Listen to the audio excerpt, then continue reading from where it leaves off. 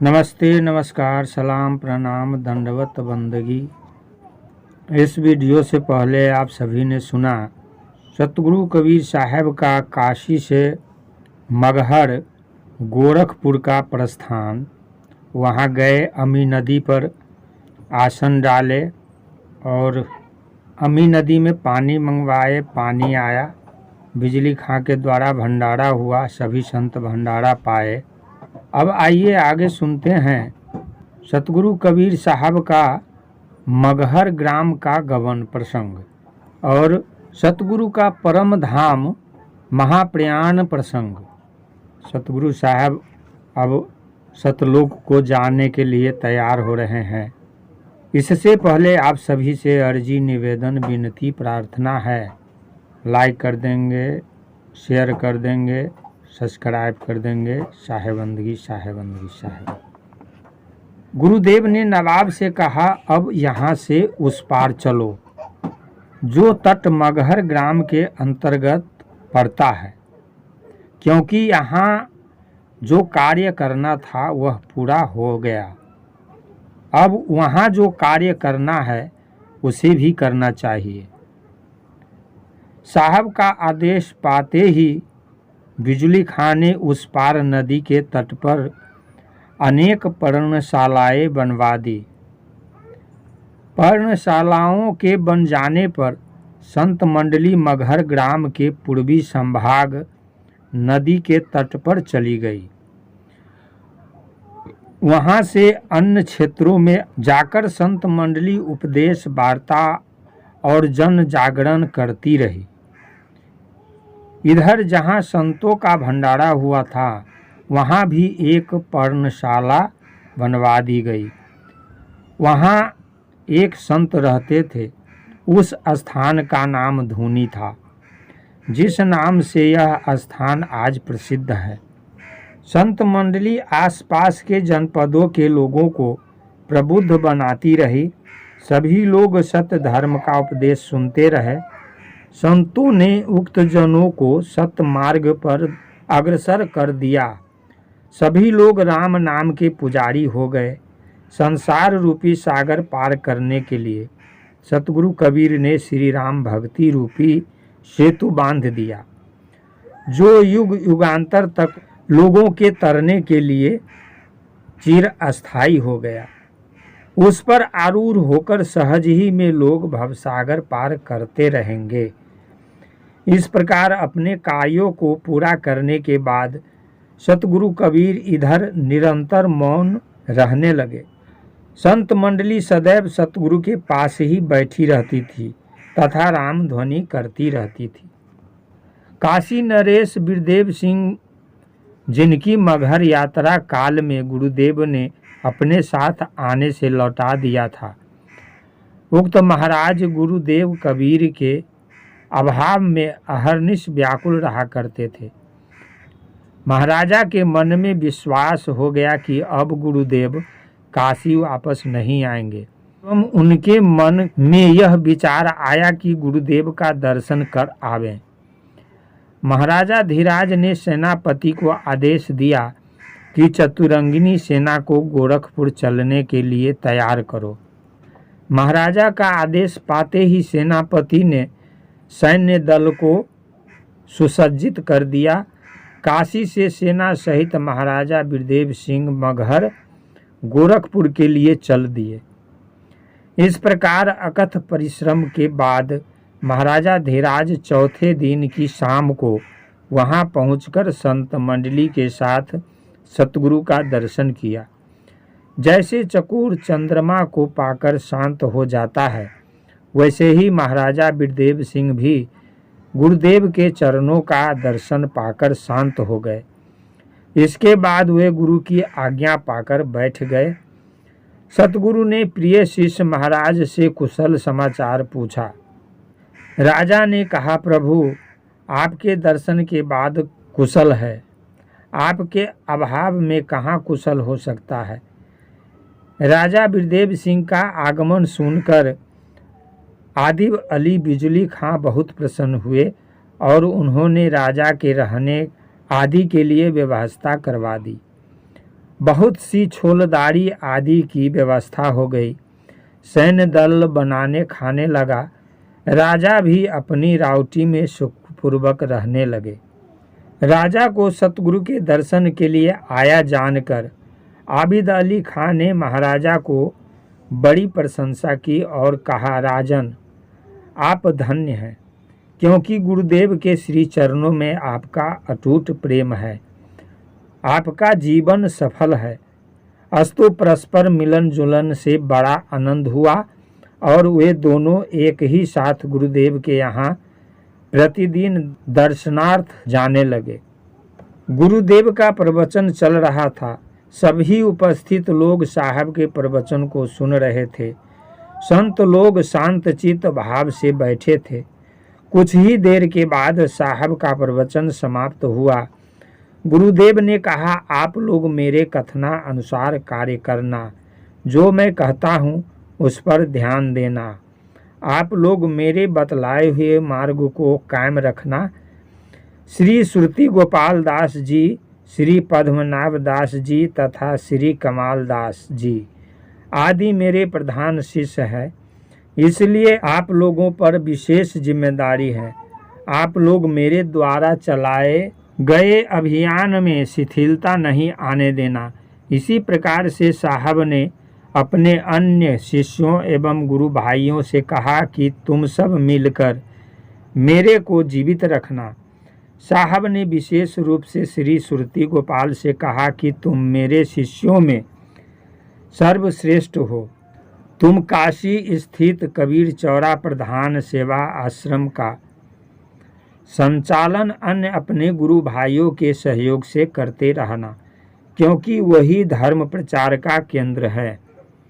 उस आश्रम में सेवा प्रचार कुटी को जीवित रखना, उसको उसी रूप में रखना जो रूप मेरे जीवन में रहा है।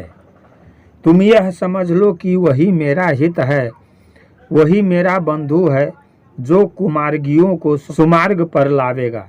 इसलिए यह कर्तव्य तुम्हारा है कि संत मंडली का कार्य अबाध गति से चलता रहे। इसी प्रकार से साहब ने महाराजा बिरदेव सिंह से एवं आबिद अली खां से भी कहा, देखो भाई, अब मेरा कार्यकाल पूरा हो गया है। अब मैं अपने अनंत स्वरूप में विलीन हो जाऊंगा और विदेही होकर तुम लोगों की गतिविधियों पर ध्यान रखूंगा। तुम लोग यह मत जानना कि मैं कहीं दूर चला गया हूँ। मैं सदा तुम लोगों एवं भक्तों के साथ रहूँगा। जो मेरे अनन्य भक्त एवं प्रेमी है, मैं सदा उनकी रखवाली करता हूँ और मैं उनके साथ सदा रहता हूँ। अज्ञानी जीवों की भांति मेरे अस्तित्व का अभाव नहीं होता है। मैं संज्ञा शून्य नहीं होता। मैं एक रस सदैव रहता हूँ।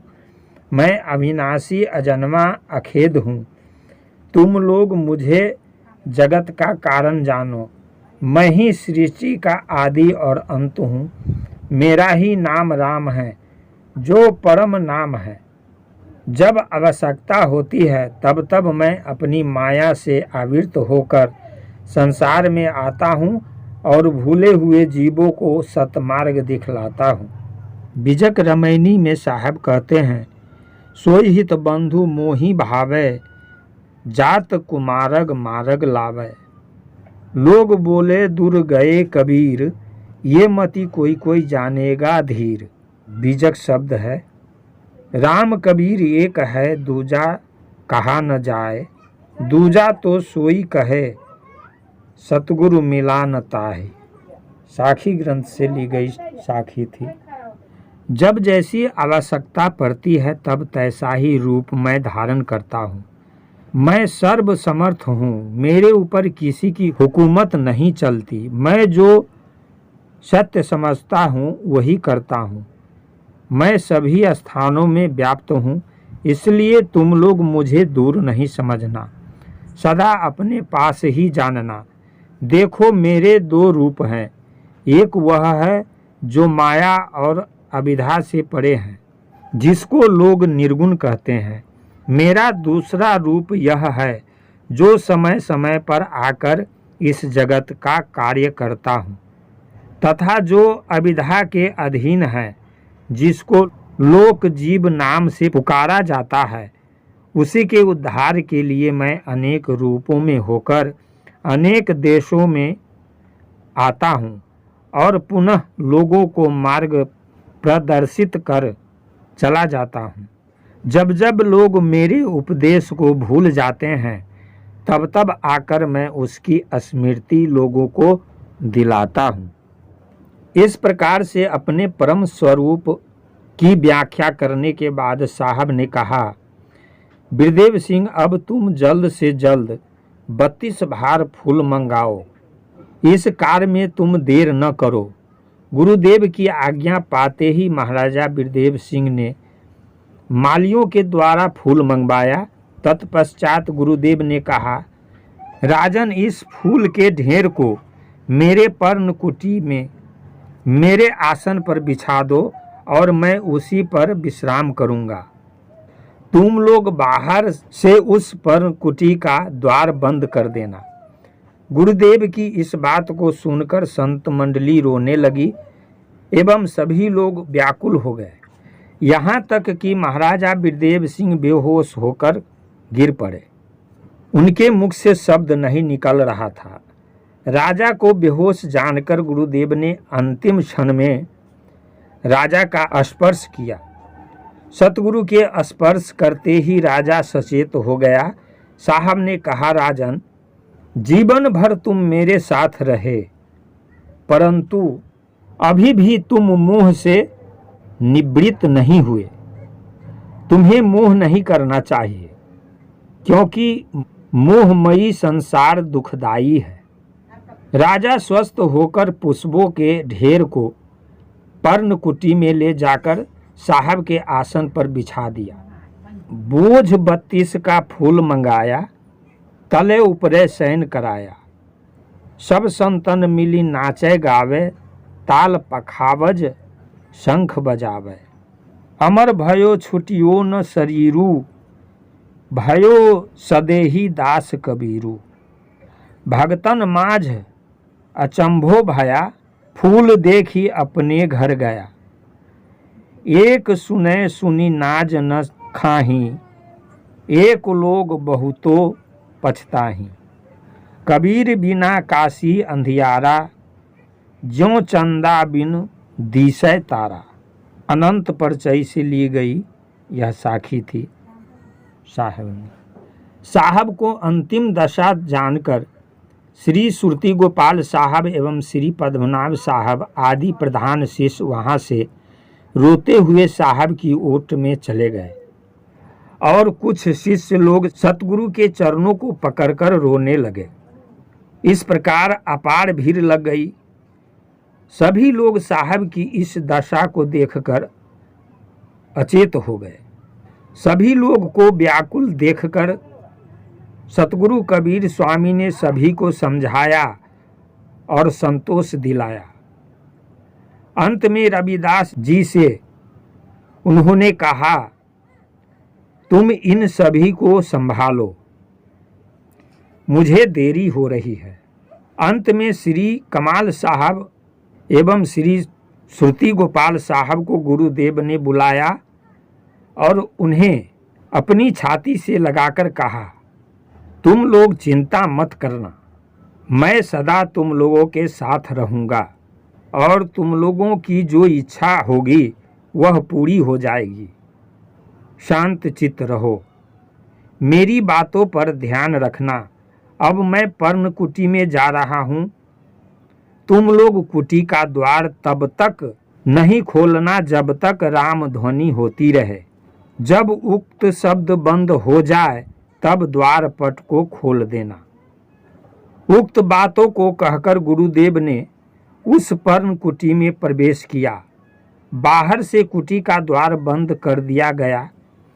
पहले यह शब्द हुआ कि असत्य का त्याग करो, जगत असत्य है, सत्य को ग्रहण करो, आत्मा राम सत्य है, उनका भजन करो। इसके बाद केवल राम नाम सत्य है। पुनः सत्य सत्य होकर शब्द बंद हो गया। तब वहाँ उपस्थित लोगों को यह विश्वास हो गया कि अब गुरुदेव अपने धाम को चले गए। शब्द बंद होते ही आकाश से फूलों की वर्षा होने लगी। अप्सराओं एवं गंधर्वों के गीत सुनाई देने लगे तथा अनेक प्रकार के बाजे बजने लगे। ऐसा मालूम पड़ता था कि संपूर्ण आकाश विमानों से भर गया हो। रंग बिरंग के विमान दिखलाई दे रहे थे। लगभग 1 घंटा तक गगन पथ आरूढ़ रहा। तब तक एक हंसाकार विमान लोगों को उड़ते हुए दिखाई दिया, जिस पर सतगुरुदेव अनेक सूर्य के प्रकाश से युक्त होकर बैठे दिखाई दिए। उक्त विमान लोगों के देखते ही देखते अंतरिक्ष में प्रवेश कर गया, जो सूर्य लोक आदि को लांघते हुए अपने दिव्य लोक सतलोक में चला गया। इधर पृथ्वी के सारे प्राणी शोकाकुल हो गए। वायु का चलना बंद हो गया। पेड़ पौधे अपनी पत्तियां को नीचे करके खड़े हो गए। पशु पक्षीगण अरसू की धारा बहाने लगे। पृथ्वी पर पीलापन छा गया। सभी को सारा संसार शून्य सा दिखाई देने लगा। आकाश लाल हो गया। दिशाएं घूमने लगी। पंच महाभूत बिलखने लगे। धरती कांपने लगी। संत मंडली अथाह शोक समुद्र में निमग्न हो गई। कुछ देर के बाद संत रविदास जी आंसू पोंछते हुए बोले, भाई सुरती गोपाल उठो, अपने को संभालो। राजा बिरदेव सिंह, आप भी होश में आओ। अब शोक करने से काम नहीं चलेगा। आप दोनों जाकर द्वारपट को खोलो। सबका अंतिम संस्कार करना चाहिए। सतगुरु के सतलोक गमन की बात को सुनकर आसपास के लोग रोते चिल्लाते हुए हजारों की संख्या में एकत्र हो गए। सभी लोग अपने अपने स्थानों पर खड़े थे। कोई किसी से कुछ भी नहीं कह पा रहा था। यहाँ कबीर पंथ के दोहे हैं। संबत 1575 किया मगहर को गवन, माघ सुधी एकादशी रलो पवन में पवन। साहेबंदी। नमस्ते, नमस्कार, सलाम, प्रणाम, दंडवत बंदगी। आप अभी सुन रहे थे किस तरह सतगुरुदेव अमी नदी से मगहर गए उस पार, और उस पार जाकर अपने परम धाम को चले गए। फिर आगे मिलते हैं। साहेबंदगी, साहेबंदगी, साहेबंदगी।